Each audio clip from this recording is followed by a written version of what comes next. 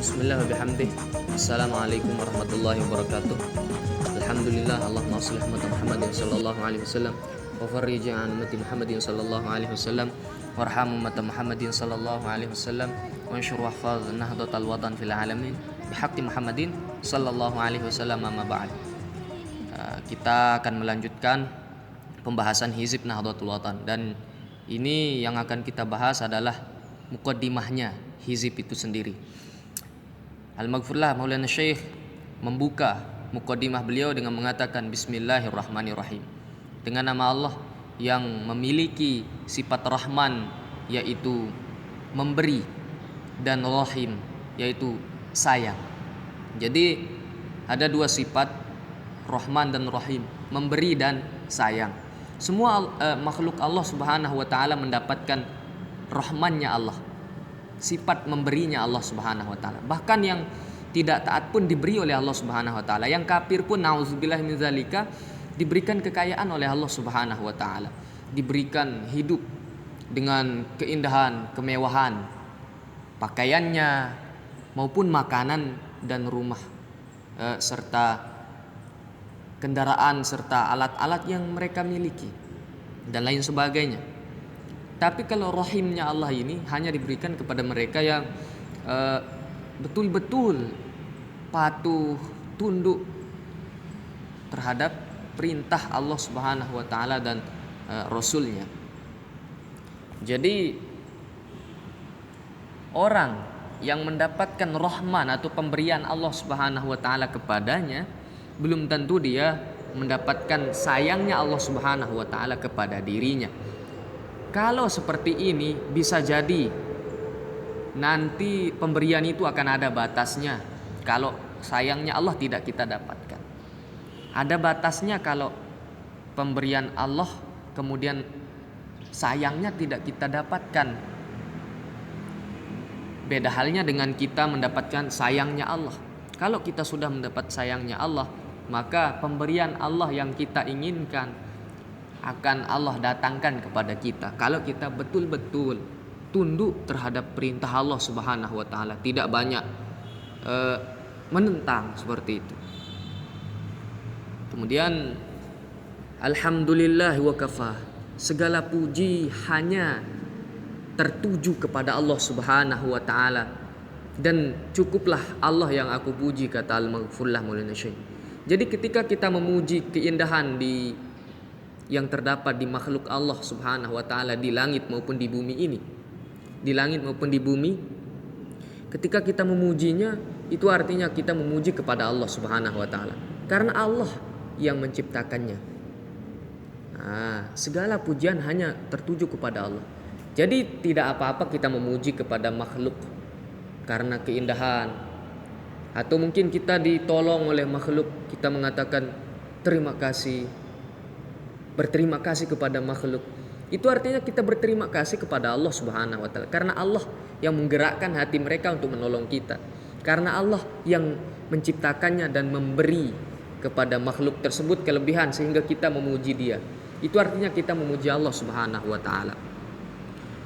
Kemudian wassalamun ala ibadihi alladzina istafa, keselamatan atau salam semoga selalu tercurah kepada baginda Nabi Muhammad sallallahu alaihi wasallam al-Mustafa, yang dipilih oleh Allah Subhanahu wa taala, diutus kepada seluruh manusia di mana saja, sampai kapanpun saja,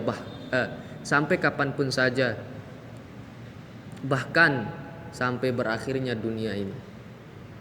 Kemudian ubihi nasta'inu wa alaihi natawakkal, kepada Allah kita memohon pertolongan dan kepada Allah lah kita bertawakal.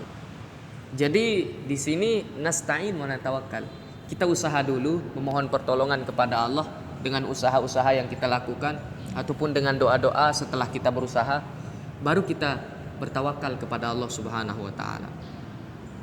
Jadi Kita kalau sudah bertawakal nggak akan bingung mempermasalahkan musibah-musibah yang mungkin menimpa kepada kita.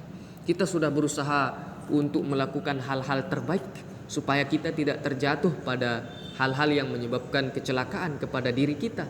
Tapi tahu-taunya kita celaka. Oh, itu kita tawakalkan kepada Allah Subhanahu wa taala.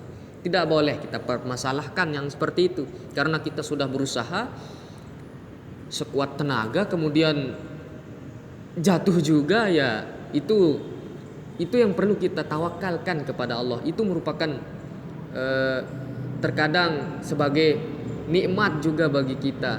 Bisa jadi dengan kecelakaan ataupun apa musibah yang kita temukan, itu menyelamatkan kita dari musibah-musibah yang lebih besar.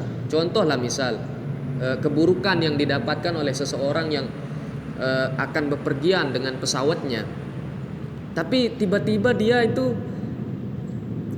telat. Ada saja hambatan-hambatan yang membuat dia telat untuk sampai pada waktunya untuk dia terbang. Tahu-taunya itulah keterlambatan yang dia sesalkan, itu yang membuat dia selamat ketika pesawat yang akan dia naiki terbakar, jatuh di laut maupun di mana saja. Jadi semua apa yang kita alami setelah kita melakukan usaha-usaha di dunia ini, itu semuanya adalah karunia Allah yang harus kita syukuri. Nggak ada pertentangan sebenarnya kalau kita betul-betul memahami arti tawakal itu.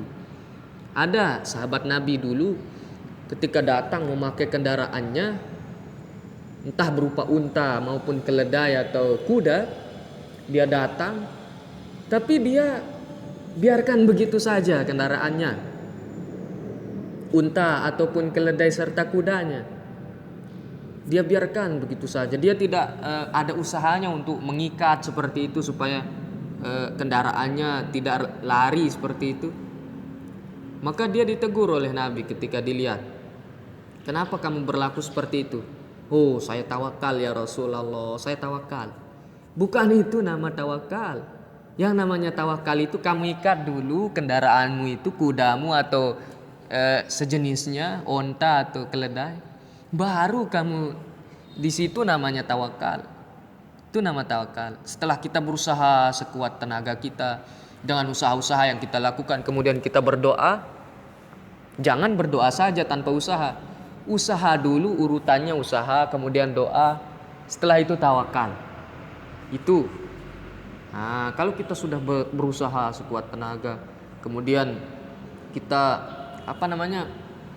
sudah berdoa, maka itu di sanalah letak tawakal itu berlaku. Misalnya ini, kita akan naik bermotor, kemudian kita sudah berdoa ya. Sebelum kita naik kendaraan kita sudah berdoa dengan doa yang, "Ya Allah, semoga saya selamat di dalam ketika berkendaraan," seperti itu. Kita sudah berdoa. Kemudian kita ada usaha. Ketika kita menaiki kendaraan motor ini, kita berusaha pelan-pelan supaya nggak jatuh atau nggak ngebut-ngebutan seperti itu. Udah kuat usaha kita untuk menghindari hal-hal yang kiranya bisa membuat kecelakaan, tapi akhirnya kita celaka juga. Nauzubillah min zalika. Itu tempat tawakal, itu harus kita syukuri juga, karena itu merupakan nikmat dari Allah. Bisa jadi hal itu menyebabkan kita akan memperoleh kesenangan. Mungkin ada hal-hal lain yang lebih buruk daripada itu yang akan kita dapatkan kalau seandainya tidak seperti itu. Nah, jadi kita harus berbaik sangka lah kepada Allah Subhanahu wa taala akan segala apa yang kita terima setelah usaha dan doa kita. Makanya penting sekali ya kita mengkaji kalimat-kalimat yang dikeluarkan oleh guru besar kita Al-Maghfurlah Maulana Syekh. Nah, di sini selanjutnya beliau menjelaskan masalah hizib secara panjang ya. Kita baca ya. Qala jami'uhul faqiru haliful ajzi wat taqsir. Berkata al-maghfur lahu syekh, yang dia adalah orang yang fakir, selalu butuh kepada Allah. Kita semua ini, bukan beliau saja, kita semua selalu butuh kepada Allah, butuh kepada pertolongan Allah. Makanya tidak ada ya usaha kita yang menyelamatkan, enggak ada. Usaha yang kita lakukan itu bukanlah yang menyelamatkan kita, tapi Allah sebenarnya yang menyelamatkan kita. Betapa banyak orang yang sudah dia berusaha, tapi dia akhirnya mendapatkan yang tidak dia inginkan. Usahanya keras tapi tidak juga mendapatkan apa yang dia inginkan. Dan betapa banyak orang yang tanpa usaha juga mendapatkan apa yang tidak pernah dia bayangkan untuk mendapatkannya, seperti itu. Jadi semuanya itu adalah pemberian Allah Subhanahu wa taala. Inilah yang perlu kita pahami. Nah, jadi semua kita butuh kepada Allah, butuh kepada pertolongan Allah, butuh kepada kasih sayangnya Allah. Nah, kemudian haliful ajzi wat taqsir, yang berselimut dengan kelemahan dan kekurangan. Ya, kita ini manusia lemah, gak ada apa-apanya di bawah kekuasaan Tuhan. Allah datangkan puting beliung, bisa gak kita nolak? Enggak. Allah datangkan banjir, bisa kita cegah? Enggak. Allah ya datangkan gempa bumi, enggak bisa kita menolak, mencegah mendatangnya, seperti kecuali kita betul-betul dekat kepada Allah, menjadi orang yang taat kepada Allah, betul-betul pokoknya tunduk terhadap perintah Allah Subhanahu wa taala, baru kita bisa dikabulkan permohonan kita oleh Allah Subhanahu wa taala. Bahkan ketika ada musibah pun, seperti dalam kisah bahwa dulu Nabi ya, ketika gempa pernah berpesan kepada bumi yang gempa itu, sudah diam, belum saatnya kamu untuk gempa. Maka bumi tersebut langsung berhenti dia. Itu kalau kita betul-betul, sahabat pun juga seperti itu, sahabat-sahabat Nabi, karena mereka betul-betul tunduk, patuh sekali kepada perintah Allah Subhanahu wa taala. Jadi segala permohonan mereka, apa yang mereka katakan dikabulkan oleh Allah Subhanahu wa taala. Kalau model-model kita ya, jauh yang seperti itu ya. Jadi kita ini manusia yang lemah, kemudian banyak kekurangan kita. Oleh sebab itu ya,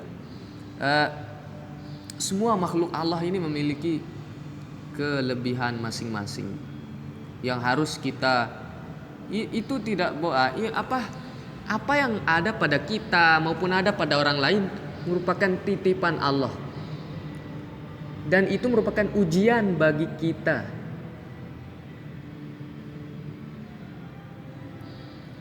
Ujian bagi kita. Jadi misalnya ini, kita diberi kekayaan oleh Allah Subhanahu wa taala, itu ujian bagi kita. Kemudian ada kemiskinan pada orang, itu juga ujian bagi kita. Bisakah ketika kita kaya menilai orang yang miskin tidak serendah itu?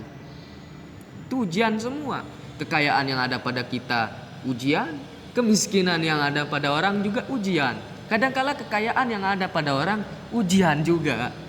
Jadi semuanya ini, semua yang ada pada kita maupun yang selain kita, itu merupakan pemberian Allah Subhanahu wa taala yang dititipkan kepada kita, yang harus kita pegang teguh sebagai amanat, yang harus kita tanggung jawab terhadap apa yang diberi.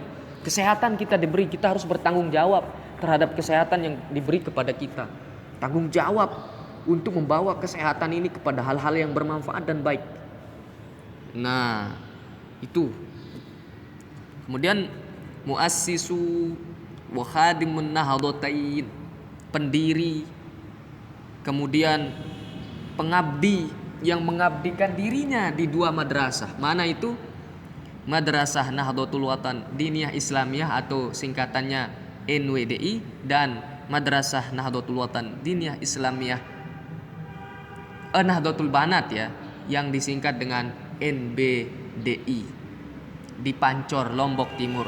Ghafarallahu lahu wa liwalidayhi wa liman ahsana ilaihima wa ilaihi amin ya ilahal alamin. Semoga Allah mengampuni guru besar kita Al-Maghfurlah Maulana Syekh atas segala khilaf-khilaf yang mungkin beliau lakukan. Kemudian semoga Allah juga mengampuni kedua orang tua beliau. Ini beliau meminta kita untuk berdoa, mendoakan beliau. Ghafarallahu, semoga Allah mengampuni beliau dan kedua orang tua beliau, dan semoga Allah juga mengampuni liman ahsan ilaihima, yang berbuat baik, yang berjasa, yang memiliki kebaikan, manfaat terhadap dua madrasah ini, NWDI dan NBDI. Jadi kita sebagai warga Nahdlatul Watan, sebagai murid Al-Maghfurlah Maulana Syekh, seharusnya banyak memberikan manfaat-manfaat kepada Nahdlatul Watan Diniyah Islamiyah dengan prestasi kita, dengan kebaikan-kebaikan yang kita miliki seperti itu. Kita bermanfaat dengan kebaikan-kebaikan yang kita miliki. Kita miliki harta, kita bermanfaat. Kita sekolahkan anak kita di Madrasah Nahdlatul Watan Diniyah Islamiyah dan Madrasah Nahdlatul Banat Diniyah Islamiyah jikalau dia perempuan.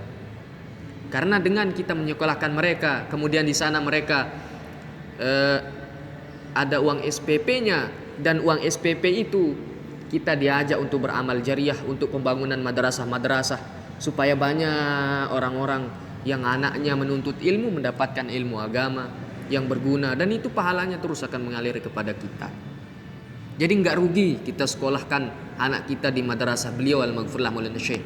Kita diajak untuk beramal untuk akhirat kita, kita diajak beramal untuk dunia kita. Kalau anak kita sudah sekolah di sana kemudian dia menjadi orang yang taat, maka kita beruntung sebagai orang tua. Di akhirat lebih-lebih.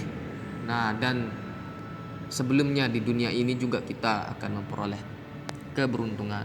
Dan kepada yang berbakti kepada Al-Maghfurlah Maulana Syekh, menyiarkan kelebihan-kelebihan beliau, kemudian sehingga dengan kelebihan-kelebihan beliau yang kita ceritakan kepada orang, maka orang akan semakin kuat keyakinannya kepada Al-Maghfurlah Maulana Syekh untuk taat, kemudian menyekolahkan anaknya di madrasah beliau. Itu artinya kita sudah berbuat baik kepada beliau.